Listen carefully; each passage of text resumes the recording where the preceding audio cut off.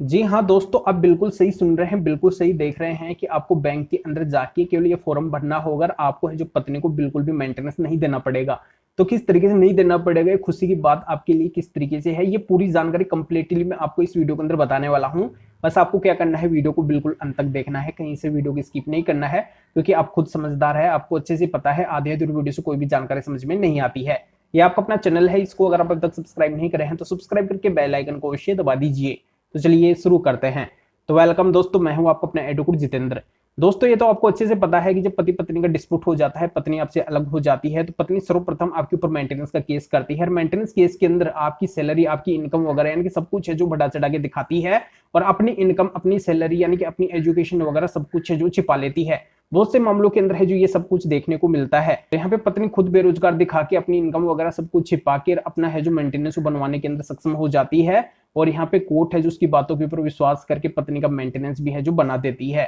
तो यहाँ पे पति का बहुत बड़ा नुकसान हो जाता है, क्योंकि वो पत्नी गलत है तो पति उस पत्नी को है जो मेंटेनेंस नहीं देना चाहते हैं, पर अब है जो पति को उस पत्नी को मेंटेनेंस नहीं देना पड़ेगा। बस पति को कोर्ट के अंदर नहीं, बैंक के अंदर जाके ये फॉर्म फिलअप करना पड़ेगा और पति का काम वहीं से है जो हो जाएगा। तो ये फॉर्म कौन सा है ये भी जानकारी मैं आपको बताऊंगा, पर उससे पहले मैं बता देता हूं कि अगर पत्नी पढ़ी लिखी है, वो अगर जॉब कर रही है, वो किस सैलरी के ऊपर कर रही है, इन सभी के अगर सबूत आपके पास में नहीं है तो इनके पीछे आपको नहीं भगना है, क्योंकि सबूत कई बार आपके हाथ नहीं लगते हैं। आप साबित नहीं कर पाते हैं कि पत्नी इतनी पढ़ी लिखी है, उसने कहीं पे पहले जॉब की है या फिर वर्तमान समय के अंदर जॉब कर रही है, वो कितनी सैलरी के ऊपर जॉब कर रही है, ये सब आप साबित नहीं कर पाते हैं। और आपके ऊपर है जो मेंटेनेंस लगी जाता है, आपको है जो पत्नी को मेंटेनेंस देना ही पड़ जाता है।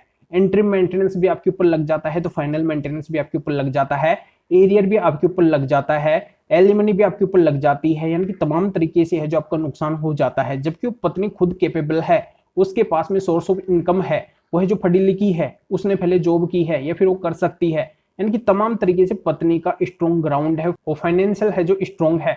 पर आप इस बात को कैसे साबित करेंगे, क्योंकि आपके पास में तो कोई प्रमाण है ही नहीं, कोई सबूत है ही नहीं।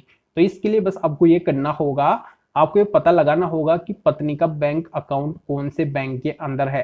तो वहां पे आपको जाना है और वहां पे जाके आपको पत्नी की डिटेल निकलवानी है। अब डिटेल तो है जो ऐसे आपको कोई भी नहीं देगा, क्योंकि ये पर्सनल डिटेल होती है। तो इसके लिए आप अपने वकील साहब के माध्यम से या फिर लीगली कोर्ट के माध्यम से लीगली बैंक स्टेटमेंट इंक्वायरी का है जो एक एप्लीकेशन, एक फॉर्म है जो वहां पे बैंक के अंदर लगाना होगा, जिससे पत्नी का जितना भी बैंक स्टेटमेंट है उसका रिकॉर्ड है जो वो आपके हाथ में आ जाएगा। उससे पता लग जाएगा कि पत्नी के बैंक अकाउंट के अंदर कितना पैसा है और वो कहां से आ रहा है, कब कब आ रहा है, पत्नी की इनकम का है जो आप उससे अंदाजा लगा पाएंगे। बस उस सबूत को आपको बैंक से लेके और कोर्ट के अंदर लगाना है। इसी से साबित हो जाएगा कि पत्नी कमा रही है, उसकी इतनी इनकम है, उसके पास में इतना पैसा है। बस आपको और कुछ साबित करने की जरूरत ही नहीं पड़ेगी कि वो इतनी पढ़ी लिखी है, वो यहाँ पे जॉब कर रही है।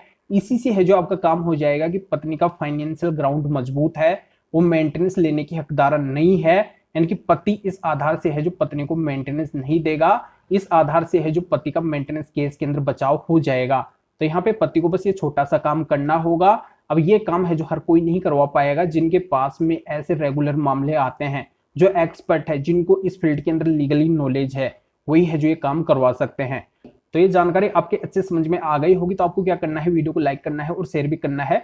और विस्तृत जानकारी के लिए स्क्रीन के ऊपर मेरे व्हाट्सएप नंबर शो हो रहे हैं, इसके ऊपर व्हाट्सएप मैसेज करके अपॉइंटमेंट बुक करवा के डायरेक्टली आप मेरे से बात कर सकते हैं, और भी है जो अधिक सॉल्यूशन मेरे से जान सकते हैं। तो फिर आगे मिलेंगे आपसे न्यू टॉपिक के साथ में। आप सभी का बहुत बहुत धन्यवाद।